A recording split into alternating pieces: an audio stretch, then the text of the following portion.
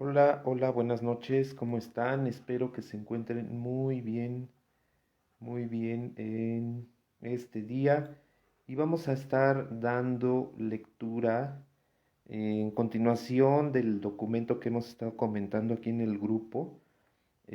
También ya para terminar, ¿verdad? Con esa lectura, vamos hoy con la sexta parte. Vamos hoy con la sexta parte del documento de Hugo Brown, ¿verdad? Aportes de México a la medicina. Entonces, bueno, quien quiera compartir con nosotros esta pequeña lectura del día de hoy, pues bueno, bienvenidos a quienes se interesen por escuchar esta lectura. Y vamos a estar comentando hoy la sexta parte, que se refiere principalmente a las hierbas sagradas. Entonces, comenzamos con la sexta parte de este documento, ¿verdad? Aportes de México a la medicina de Hugo A. Brown. Entonces, bueno, aquí, dado lo que estuvimos comentando en la lectura anterior, ¿verdad? Estuvimos viendo sobre alguna terapéutica que ya se manejaba en esos días, ¿verdad? Y sobre cómo se utilizaban algunas plantas medicinales, ¿verdad? Algunas raíces, ¿verdad? Algunos procedimientos también, como la purga, entre otros, ¿verdad? Que se utilizaban. También vimos el uso del yolosóchil, una planta muy importante de la medicina tradicional y que está enfocada principalmente al tratamiento de enfermedades del sistema cardiovascular. Entonces, Yolosóchil, que se sigue utilizando, ¿verdad? En la actualidad también forma parte de un gran acervo de las medicinas herbolarias. Entonces, es importante esta planta medicinal, es muy importante. Y bueno, pues vamos a dar comienzo a la lectura del día de hoy. Esperemos que alguien se conecte. Si no, pues bueno, queda el audio ahí dentro de nuestro grupo para que cuando gusten ustedes lo puedan escuchar, lo puedan disfrutar, ¿verdad? Porque realmente es una lectura muy interesante la que pues estamos haciendo en este momento, pero bueno, eh, entonces, el capítulo del día de hoy se llama Las hierbas sagradas y nos dice que es preciso aclarar en este punto que la tarea de gobernar para un señor mexica era tan diferente de la del rey europeo como lo era la labor del facultativo español respecto de la del ticitl mexica, ¿verdad? Entonces, una parte importantísima de la función del tlatoani, ¿verdad? El emperador, aquí lo pone entre paréntesis, nos dice que residía en su comunicación con los dioses y espíritus y en la interpretación de los signos, a veces oscuros y equívocos, que éstos le enviaban.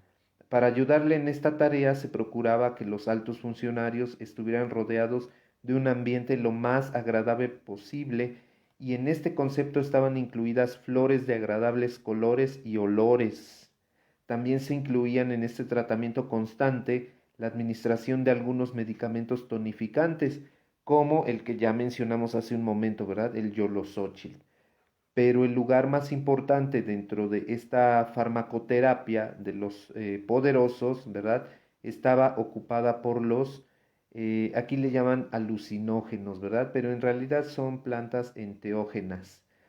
Estas hierbas sagradas eran básicamente el peyotl, Lophophora williamsi, ¿verdad? Que se sigue utilizando, el ololiuqui, Turbina corimsa, y los teonanacas, ¿verdad? O los hongos psilocibes, que se siguen utilizando, ¿verdad? R.C. Wasson y José Luis Díaz mencionan que de todas las plantas utilizadas con fines ceremoniales en el Nuevo Mundo, más de la mitad provienen de México y en una sola localidad, la Sierra Mazateca. Se emplean en la actualidad por lo menos 5 familias de psicodislépticos, o sea, de de plantas psicodélicas, ¿verdad? El mecanismo es sencillo. Al consumir el alucinógeno, generalmente en medio del ayuno, abstinencia sexual y un considerable ritual, el que lo ingiere se transforma en vehículo para la deidad representada por la planta, que entonces habla a través del ser humano. De las plantas sagradas empleadas en México puede hacerse una clasificación de acuerdo con su acción: los alucinógenos, los inductores de trance, los cognodislépticos, los delirógenos y los neurotóxicos. Entonces, se clasifican según el autor en estas categorías, ¿verdad? Esas plantas medicinales. En la primera categoría mencionada, los alucinógenos, se encuentran los teonanácatl, ¿verdad? O los psilocibes y el peyotl, Lophophora williamsi. Belú Ramírez, gracias por escucharnos, muchas gracias. Entre los inductores de trance, el más conocido es el ololiuqui, ¿verdad? Ribera corimbosa, que también podría tener algún efecto alucinógeno, pero los zapotecas también han utilizado para el mismo fin una semilla llamada vado negro, Hipomoea violácea, ¿verdad? Muy conocida también. También son conocidos los efectos del sinicuiche o cincuiche mexicano, ¿verdad? La Eimia salicifolia, que también se sigue utilizando esta planta, ¿verdad?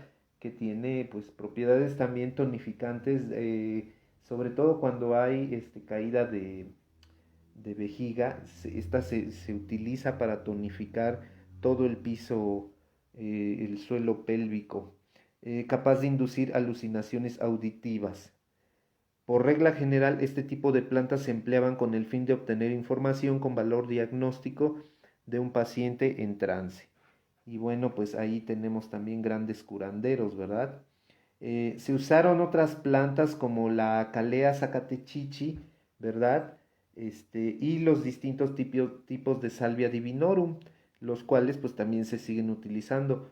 Uno de los cuales es la conocida hoja de la pastora. Entre los delirógenos se conocen el tlapatl, posiblemente Datura stramonium. Entonces, recordar que Datura stramonium, ¿verdad? Pues es el toloache, que también pues se sigue utilizando, y ese pues se consigue en cualquier terreno agreste. Ahí se da, es una planta muy adaptativa de diversas condiciones climáticas, y está presente también esta planta, ¿verdad? Toloatzin, también de uso actual, ha ingresado en la mitología popular, pero también estaba documentado en el Códice Florentino. El Neshewak y el muy conocido, pues Toloatzin, ¿verdad? Que ya comentamos algo sobre él. Por último, en el grupo de los neurotóxicos se encuentran el que probablemente el psicodisléptico de uso más antiguo en el Nuevo Mundo, el frijolillo de mezcal, Sophora secundiflora, ¿verdad? Su nombre científico, que provoca un efecto tóxico sobre el sistema nervioso central, que conlleva pues a la parálisis, la hiperexcitación y posiblemente a las convulsiones. Hay indicios de su uso ritual entre entre los indios norteamericanos y los habitantes de los desiertos del norte de México desde hace ya más de 10.000 años. Entonces, estamos hablando aquí de que estas plantas, ¿verdad? Enteógenas, y bueno, y que ya se hace una clasificación importante de cómo están, pues, pues sí, clasificadas, ¿verdad? Pero pues, y el texto nos dice que México fue el que ha aportado una mayor cantidad de plantas de este tipo, y bueno, pues se siguen utilizando, ¿verdad? Con fines rituales, con fines pues terapéuticos, ¿verdad? Quienes son especialistas en su manejo, pues bueno, están en utilidad por ellos. En dado, como está muy corto este capítulo, vamos a comentar el siguiente capítulo que se llama El primer aporte aprovechado. Entonces, en esta sesión vamos a ver estos dos capítulos, están cortos. Y bueno, dice que el capítulo número 7 sería, ¿verdad? Se llama El primer aporte aprovechado. Y nos dice, la utilización ritual de los psicodislépticos en México, bueno, viene a continuación, o más bien dándole continuidad al capítulo anterior, ha abierto un muy interesante capítulo de la farmacología, que ha sido el estudio en profundidad de los efectos de estas sustancias sobre el sistema nervioso. Pero esta es una consecuencia relativamente reciente. Probablemente la primera gran herencia de las prácticas curativas mexicanas a la medicina del mundo haya sido la utilización de jardines botánicos con el propósito de cultivar aquellas plantas cuyos efectos resultaban interesantes. No se sabe a ciencia cierta quién inició el uso de los jardines botánicos en México. Cortés y Bernal Díaz del Castillo describieron de los que hallaron en Tenochtitlan, pero muy anterior a estos era el que mandó a construir Moctezuma I, ¿verdad? Y Luicamina en Huastepec alrededor de 1470. Y aparece por lo menos posible que el señor de Texcoco, Nezahualcóyotl, haya construido jardines con anterioridad, pues bueno, ahí en el cerro en el cerro de Texcoco, ¿verdad? Está, no sé si así se pronuncie, pero allí están los jardines también de Nezahualcóyotl, ¿verdad? Todavía hay vestigios de esos jardines y se puede acceder. Fue en estos jardines de manera especial el de Huastepec, donde Hernández hizo la mayor parte de su trabajo de recopilación y clasificación. Estos jardines posiblemente tuvieron fines algo distintos de los supuestos por los conquistadores españoles que los hallaron y por los científicos que posteriormente leyeron sus relaciones. En algunos de ellos la finalidad era simplemente asegurar una provisión constante de plantas de uso real. Dichas plantas podían ser usadas por su olor, por sus efectos sobre la mente, ¿verdad? Aceites esenciales, ¿verdad? Que tienen estas plantas, o simplemente por su vista, por su belleza, ¿verdad? Y no había mayor intención científica. En otros casos la intención era más mística, ya que se coleccionaban no solamente plantas sagradas, sino también animales e inclusive hombres que pudieran tener simbolismo mágico, los jorobados, por ejemplo. Entonces, pues ahí nos está diciendo que se coleccionaban jorobados. Entonces, imagínense, ¿no? Uno de los rasgos más interesantes de estos jardines botánicos fue que, por lo menos en muchos de ellos, se intentó cultivar plantas que no eran de la zona. Entonces, se intentaban introducir plantas, ¿verdad? Con el objeto de su estudio y posible adaptación. Por ejemplo, en Huastepec se intentó cultivar el cacao proveniente del Golfo y también el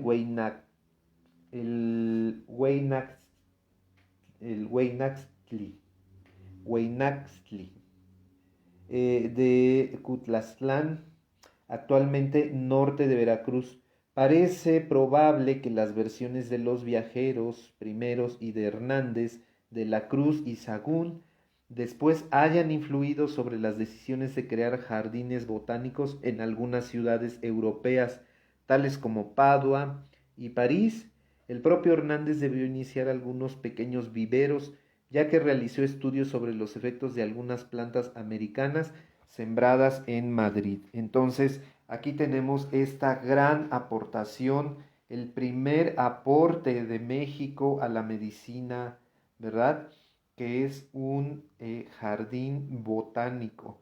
Entonces, los jardines botánicos representan un aporte mexica al viejo mundo y también pues están representadas algunas imágenes en el Códice Florentino. Entonces vean ustedes cómo esta primera aportación representa un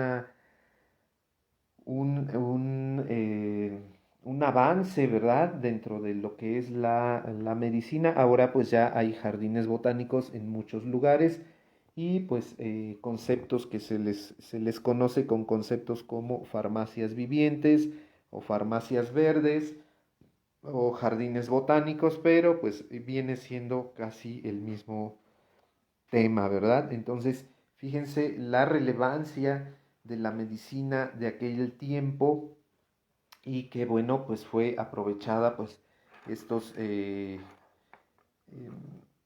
investigadores europeos pues implementan, ¿verdad? En París y en Padua algunos jardines botánicos. Entonces, vean ustedes la importancia que tiene nuestra medicina para el resto del mundo, el aporte, el primer aporte aprovechado.